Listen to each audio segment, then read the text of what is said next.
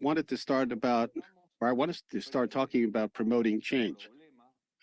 When we are facing a problem, we have a certain tendency, a certain inertia to want to just jump in and make changes to get out of this problem.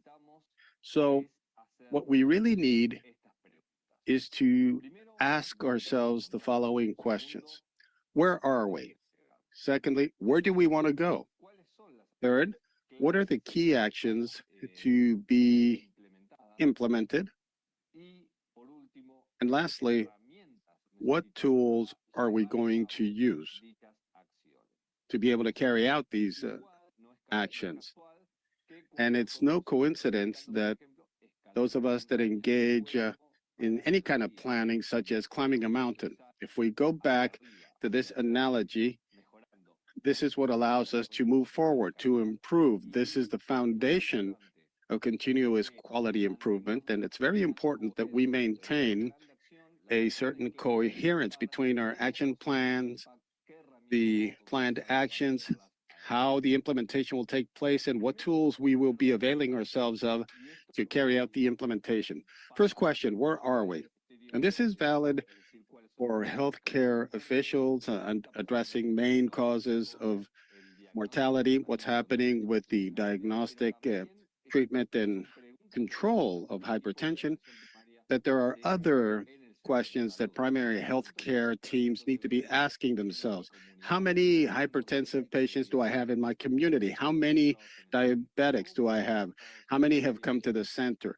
What's the treatment or the care afforded to these patients? Are we controlling adequately their diseases? Are we trying to address any kidney disease impacts and so on? This moves us to another different type of analysis, which is the second question: where do we want to go?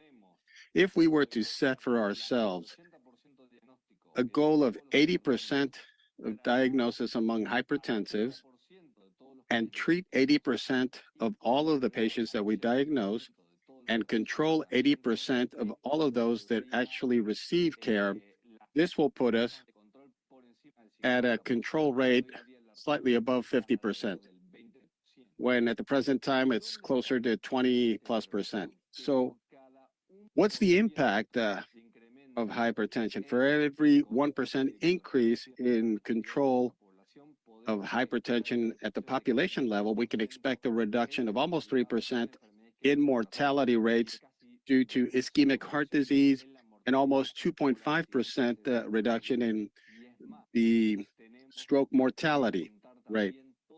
Additionally, we would also have to include all non-fatal events that could be avoided. So any patients that have a coronary incident or a stroke that doesn't die. So we're talking about 5 to 7 events for each death. So the impact is extremely important. But we cannot just focus on hypertension, as Pedro was saying. Yes, of course, we need to understand and address hypertension, but what are the concrete elements and drivers necessary to control these diseases? So we have here 17 recommendations, evidence-based recommendations that will allow us to reach the top of the mountain. So we need to improve the condition and the tools for our patients. And what are the clinical tools that will allow us to mobilize these interventions? Later on, we will be presenting this document mentioned by Pedro, the Essential Tools Compendium, and it's formatted in a very graphic, very visual way. All of the tools outlined in this document are extremely well explained and explained very clearly. I'm showing you just 3 here. First, we need to focus on the clinic itself, because that's where they analyze the implementation strategy. They also execute the correct protocol for measuring hypertension. If this is a severe case, we can't just continue to measure this variable blood pressure or hypertension level that cannot be substantiated by clinical validation without standardized healthcare protocols. And lastly, how can I monitor all of the interventions, all of these procedures that we are conducting in healthcare facilities to improve the quality of life for our patients if we don't have the data, if we don't understand the variables to improve the processes, improve the assessments, then we won't be able to develop the necessary policies. We will never know whether or not we are performing better or worse. We will basically find ourselves in the same place where we began.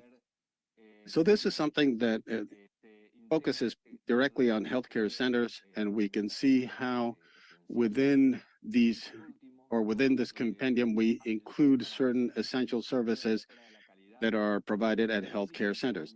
Now, when we talk about quality improvement process, we have 4 phases: planning, action, assessment of the impact of our interventions, and systematize the change. Now, if we look at this from a 3-dimensional standpoint, you can see it in this way. Every time we implement a cycle, we take a step up towards our goal. We move closer to the top of the mountain. Then from